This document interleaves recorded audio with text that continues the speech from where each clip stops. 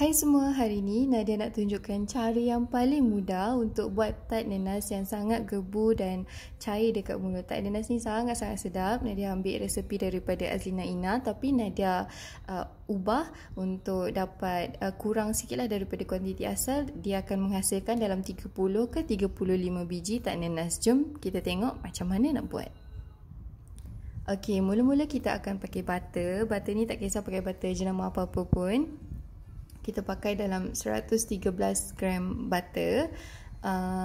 Nadia lebih suka pakai gram sebab kadang-kadang cawan, kalau orang pakai cawan dia besar, kadang cawan dia kecil kan, so nanti ukuran dia lain, so nanti tak jadi betul-betul macam apa yang Nadia buat. So Nadia bagi ukuran gram. Lepas tu kita akan masukkan 1 biji kuning telur. Kita akan ambil kuning telur sahaja dan kita akan masukkan 1,5 sudu besar susu pekat. Okey, untuk bahan yang lengkap boleh tengok dekat bahagian kiri atas skrin. Okey, dan lepas tu kita akan masukkan minyak sapi. Bagi Nadia untuk resepi tart nanas, nak dapat tart nanas yang gebu, yang lembut macam ni, penting sangat untuk ada minyak sapi ni. Kalau tak ada, pergi kedai beli baru buat. Jangan buat tanpa minyak sapi ni, sebab Nadia pernah buat tanpa minyak sapi dan dia tak jadi selembut ni lah. Okay, lepas tu kita akan, sebab kita dah pakai kuning telur kan, kita nak kurangkan bauannya, kita akan masukkan esen vanila. Esen vanila ni dalam 1 sudu kecil. Okey, bahan-bahan ni kita akan gabungkan bahan-bahan basah dulu, baru kita masukkan bahan kering iaitu tepung. Okey, lepas tu kita akan masukkan pewarna kuning untuk bagi tart nanas kita ni cantik sikit lah. Sebab tak kisah pakai pewarna kuning gel ke atau air ke, sebab ni pewarna kuning ni kita boleh dapat dekat mana-mana pasaraya. Dan Nadia sarankan kalau boleh jangan titis dari botol macam ni, sebab kadang-kadang kalau kita tak dapat kawal, nanti terlalu banyak pewarna yang jatuh.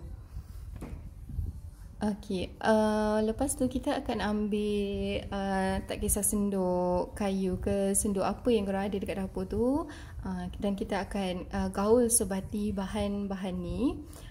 Nadia tak pakai whisk sebab Nadia tak suka nanti dia ada ketulan yang tak rata, dia tersangkut dekat dalam whisk. So lebih baik pakai senduk je.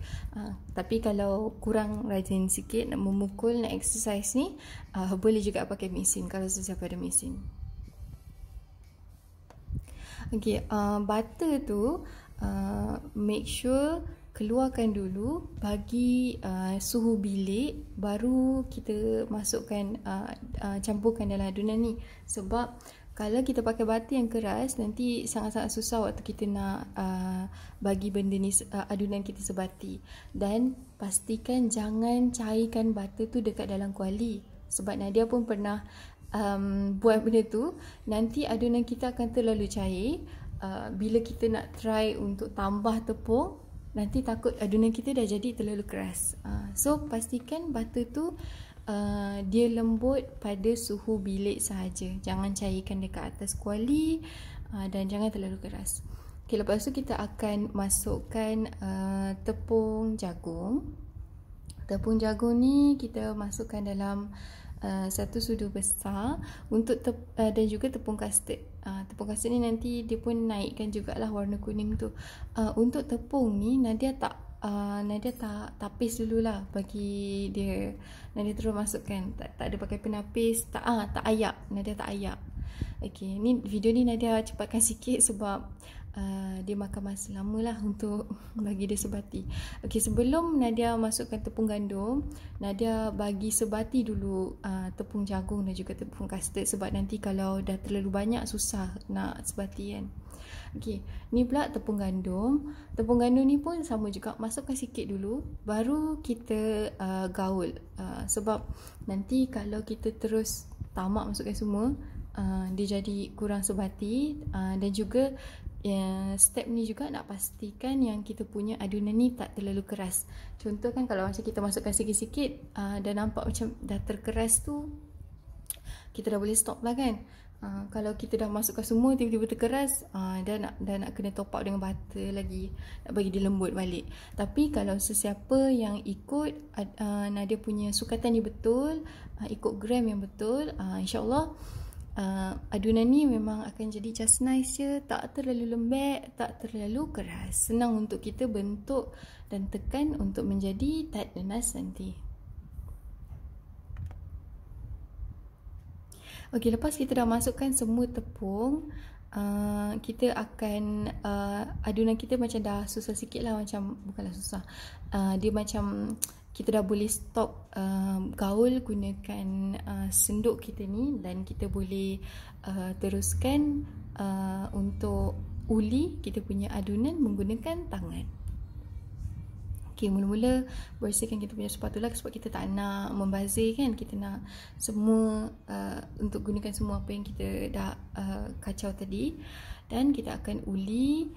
Uli ni pun tak terlalu lama sebab nampak tak ada putih-putih sikit kan. Nadia just nak bagi dia sebati sahaja dan bagi adunan ni cantik lah. Tak payah, sebab kita bukan buat roti, so kita tak payah nak sampai adunan tu elastik ke apa ke, just untuk bagi dia sebati. Okey, bila adunan dia dah sebati, adunan ni dia akan jadi lembut tau. Kalau rasa waktu tekan ni adunan ni keras, maknanya terlebih tepung. Kalau in case lah, walaupun dah ikut Nadia punya resepi ni tapi jadi keras, boleh tambah butter untuk lembutkan balik adunan kita ni. Adunan ni bila kita tekan, bila kita picit dia, lembut je rasa. Sebab kita perlukan adunan yang lembut supaya nanti senang untuk kita tekan dekat acuan tart nanas kita tu, senang dia keluar. Kalau keras dia takkan keluar. Macam ni dia lembut je. Okay, lepas tu kita boleh start untuk sediakan kita punya inti. Nadia tak masak jam nanas Nadia sendiri. Nadia beli daripada kedai bakery, jam yang dah siap. Okay, untuk jam ni kita boleh rasa dulu kalau jam kita tu dah macam masam ataupun tak berapa kena dengan selera kita, kita boleh masak lagi dan tambah gula. Tapi untuk Nadia, jam ni dah cukup rasa lah. Dia punya masam tu dah sedap, dia punya manis pun dah sedap, so Nadia tak ubah apa-apa.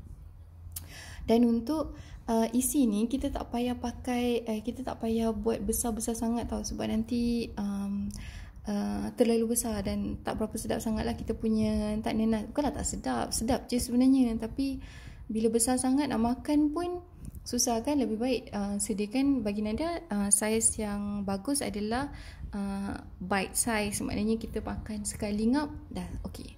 Okey, ambil sedikit sahaja, dalam maybe dalam 20 sen kot ke 50 sen. Lepas tu jangan kalau nak buat tart nanas gulung, jangan buat bulat lah. Kita akan buat lebih bujur sedikit, macam ni. Dia tak bulat, dia agak bujur. Dan lagi senang supaya kita siapkan dulu dalam 30 ke 35 biji inti nanas ni daripada kita picit baru kita dan kita gentil dalam pada bahasa yang sama, sebab nanti tangan kita agak melekit waktu kita buat isi bulat-bulatkan isi ni kan. So lebih baik siapkan dulu. Okey, untuk acuan dia, Nadia pakai acuan ni, dan acuan ni dia ada dia punya penekan dia sekali, dan Nadia sangat-sangat recommend ada penekan ni, sebab kalau pakai acuan tembaga tu sangat-sangat bagi Nadia lah, sangat sakit nak tekan satu-satu, lagi kalau buat banyak. Okey, kalau tak nak pakai tart gulung, boleh pakai acuan ni adalah acuan cengkerang. Tapi Nadia tak pakai acuan cengkerang lah untuk tutorial video ni. Nadia pakai tart nanas gulung. Okey, mula-mula kita akan ambil dalam segenggam tepung adunan tepung kita, adunan tart kita ni, dan kita akan tekan kat dalam acuan ni. Tekan bagi dia mampat, sebab nanti kalau dia tak mampat, waktu kita tekan tu adunan kita akan macam pecah-pecah. Tapi jangan risaulah waktu first tekan tu adunan pecah, sebab Nadia pun waktu first ni, kalau korang tengok video ni untuk adunan first, sebab kita biasalah benda yang pertama memang takkan jadi cantik lah, sebab kita tak tahu, tak dapat agak lagi kan. Dan untuk yang awal-awal ni Nadia buat terlalu panjang. Tengok macam ni terlalu panjang, sebab inti Nadia sikit je sebenarnya. Lepas tu tengok tu putus pula tengah jalan. Dah panjang putus waktu tu. Lepas tu terpaksa masuk. Tapi ni jangan buang Ini boleh guna lagi. Boleh masukkan lagi dekat dalam adunan tu. Dan Nadia alaskan dengan, patutnya letak sedikit je tepung atau boleh alas baking paper supaya kita tak nak, takut nanti dia melekat lah dekat tak nanas kita melekat kat permukaan. Okey, cuba lagi untuk tekan. Nadia rasa time ni dia macam tak jadi lagi. Nadia still buat macam panjang ke tak? Sekejap kita tengok. Okey, ni Nadia buat panjang lah. Ini kalau panjang maknanya isi inti nanas korang tu besar. Sebab tu kena panjang sebab dia nak cover semua kan. Tapi kalau buat macam Nadia cakap tadi, inti Nadia tak berapa besar kan, so tak payahlah buat panjang-panjang macam ni. Tu rosak lagi. Okey, lepas tu ambil inti, ambil inti dan gulungkan macam tu. Tengok Nadia gulung-gulungkan kan. Itulah putus lagi. Nadia gulung-gulungkan. Ada banyak lagi dia punya kulit tart tu. Sebenarnya tak payah banyak sangat macam tu, sebab tu buat pendek je. Dapatlah tart nanas yang comel macam ni. Okey, ini Nadia dah macam dah agak banyak sikit lah tart yang Nadia buat. So dapat agak lah berapa panjang dia. So kalau korang tengok Nadia buat tak panjang pun. Lepas tu tekan slow-slow. Pastikan waktu korang tekan acuan tu, jangan terlalu menekan dekat permukaan Nadia ni chopping board kan. Jangan terlalu tekan sebab nanti dia punya lekuk-lekuk tu akan jadi leper. Dan kita tak nak lekuk-lekuk tu leper. Dia macam just tekan sikit je permukaan chopping board tu. Okey, dan ni cara senang. Buat dalam 4 baris. Lepas tu ambil inti, gulung-gulung-gulung. Ni untuk cara cepat sikit lah.